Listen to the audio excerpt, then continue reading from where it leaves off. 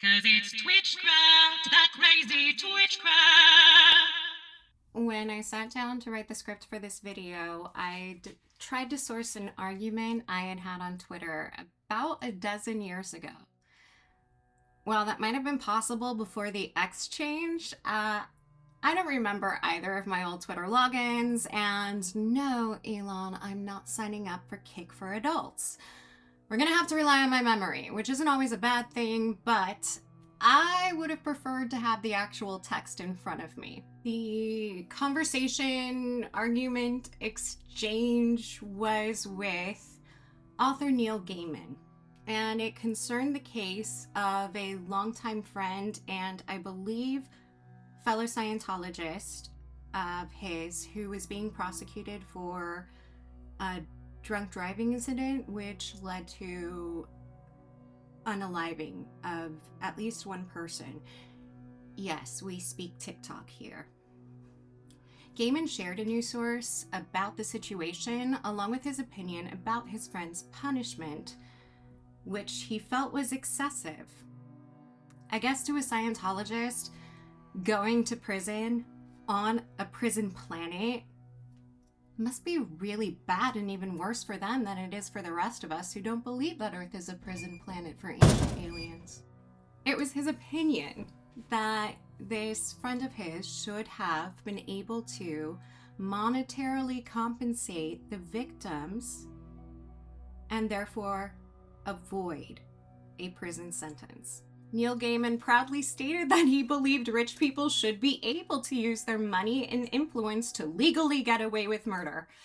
By the time that this particular exchange incident on social media occurred, I had already been what I would refer to as a reluctant fan for quite a few years, and my reluctance came from Neil Gaiman's association with Scientology. His work was like a bad habit. I didn't want to indulge it because no matter how much I enjoyed his narratives, any profit he made from my purchase of his work went to Scientology through alimony or child support.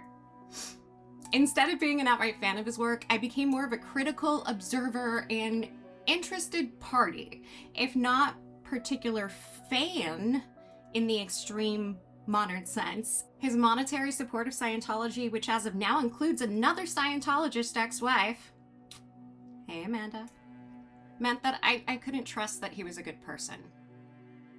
The blatant "the rich deserve privilege in the legal system" argument was an excellent reminder to me that while his stories seem to have what I would consider a morally balanced perspective, the author himself was not a paragon of virtue. Scientologists literally can't be. An important note to make here is my status as a former Scientology watcher. I was able to give up that special interest when the authoritarian threat of Scientology was eclipsed by the authoritarian threat of Donald Trump, which I had really hoped that we would leave behind after 2021. In fact, one of the last social media situations I remember knowing about Scientology and Scientology protests were about Neil Gaiman and ex-wife Amanda Palmer fighting with trolls about Scientology. It wasn't much of a fight. But props for Smurf tits. Neil Gaiman was raised in Scientology. Scientology teachings promote narcissistic, self-interested behavior without regard to the considerations of friends, family, or social morality. Yes, I've read Dianetics and a whole lot of other Hubbardian nonsense. It always seemed a contradiction to me that someone who, at the time, was lauded for inclusivity and understanding of marginalized communities had been raised in such a system, married someone also raised in the system, and has several adult children who are also raised in Scientology.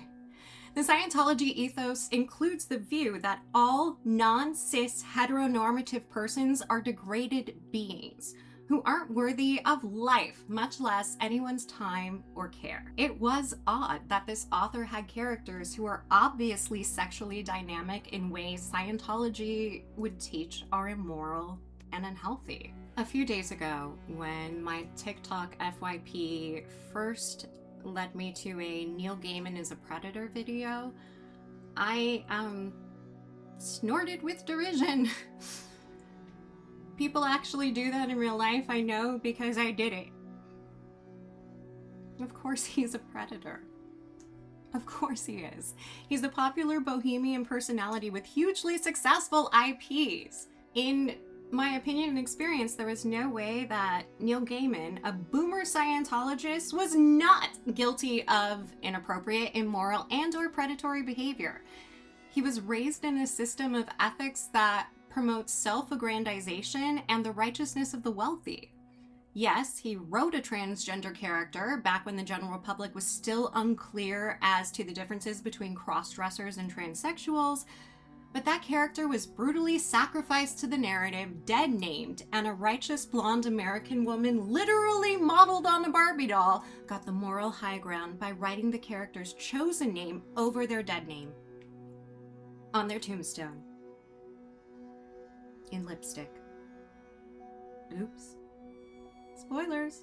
On Wednesday, July 3rd, 2024, media outlet The Tortoise published a written article as a companion to a 4-part podcast series on the allegations against author Neil Gaiman.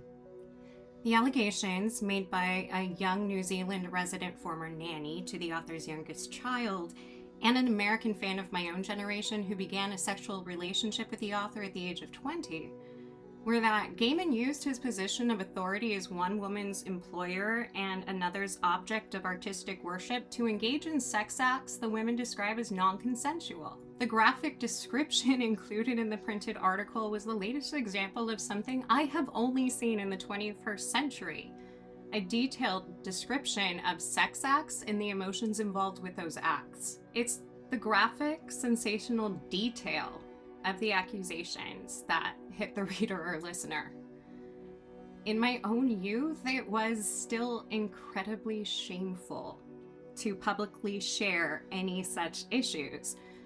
Women believed, and let's face it, rightly so, that a detailed account of their abuse would only provide further abuse from a misogynist society. Even now, male victims of sexual abuse are still fighting this stigma, and I hope for them that society is able to progress enough for their stories to also be heard and accepted. The fact that Neil Gaiman is no longer a resident of New Zealand seems to be the biggest stumbling block in the case of his abuse of his child's nanny. A nanny, just like Robin Williams. But that was okay because they ended up getting married and having babies together, so everything was fine. Off the top of my head, I can name 3 or 4 other male celebrities rumored to have had inappropriate relationships with one or more of their child's caretakers. Something absolutely mind-boggling that might be explained by his Scientologist upbringing is Gaiman's assertion that the now 23-year-old Kiwi woman has false memories about their interactions. That's Scientology. Dianetics states that women commonly have false memories of sexual assault because of misremembered trauma experienced during their own gestation, trauma suffering at the hands of their father penetrating their mother during the pregnancy. The trauma is the sex act itself. Hubbard wrote that many insane women complaining of rape were merely misinterpreting these prenatal memories. L. Ron Hubbard's focus on alleviating male guilt about the sexual abuse of women became the main tenet of his modern way of living, later turned for-profit religion. It shouldn't need to be stated, but the original news source states that the idea of false memories isn't evidenced in any experience or medical history of the woman herself and comes solely from Mr. Gaiman. The second woman accusing Gaiman of sexual abuse is an American close to my own age, and it's very easy for me to see how her situationship with the author occurred. I would have done the same thing, though probably not with this particular individual for reasons previously stated. It's not that you even find the person attractive. It doesn't matter. When someone has produced art that has left you so spiritually elevated that you repeatedly return to it for solace in an uncaring world, it makes me think of Danny Elfman and how since my toddler years, his music, cinematic or ska, has provided a comforting and hauntingly beautiful soundtrack to my life.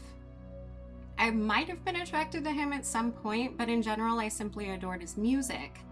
If it was 2003, I'd be a fresh-faced 21-year-old stan.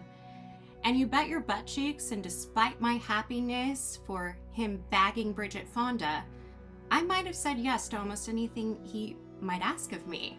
It's that complicated emotional dance between admiration, respect, and attraction. One of the most fortunate aspects of my life is circumstantial avoidance of any such dynamic occurring. Social anxiety is an excellent tool that has prevented me from doing the really stupid shit. Oh, and before you type up all of the horrible things Danny Elfman has probably been accused of, I do not expect the man to have been or ever be a good guy. It might be a generational thing. I'm a millennial, and both of these men I am referring to are boomers. And something that I really admire about Gen Z and the still being born Gen Alpha is their general refusal to tolerate abuse of any kind from anyone, and their personal empowerment over such situations. Sexual dynamics in any relationship are going to be complicated, and heterosexual relationships seem to be the most complex due to unspoken social rules bestowed upon us by that patriarchy we're ever so slowly pushing aside. Heterosexuals pretty much only refer to themselves as tops or bottoms. If a sexual act between a heterosexual couple does not include the insertion of a phallus into a bodily orifice, it isn't classified as sex. Consent isn't clear, it's implied. Clear consent is a modern concept I am a huge fan of. Say the words. If you're able to do the deed, you should at least be able to say out loud the words yes or no. Thanks, Dan Savage. This lack of nuanced communication between heterosexual partners, something instituted by a patriarchy uninterested in the feelings of birth givers, has allowed for abominable behavior from human males. Neil Gaiman is a boomer, and no matter how progressively he rewrites characters originally conceived in a joint venture with the best author of all time, Terry Pratchett, he was raised in a world of boys will be boys, and that's just locker room talk. The previous Trump presidency was a blatant example of how practically half of voting age Americans hold the same views. Not even grabbing a woman by the pussy was bad enough. Accusations of sexual assault weren't bad enough. Civil convictions for said assault and federal convictions for election crimes are also seemingly not bad enough to prevent a second Trump term. Well, the ethos is changing. It's a slow change, being held back by the elderly. That's okay, though. They'll die soon. Thanks, Dan Savage. You try to grab my pussy, got this pussy grab you.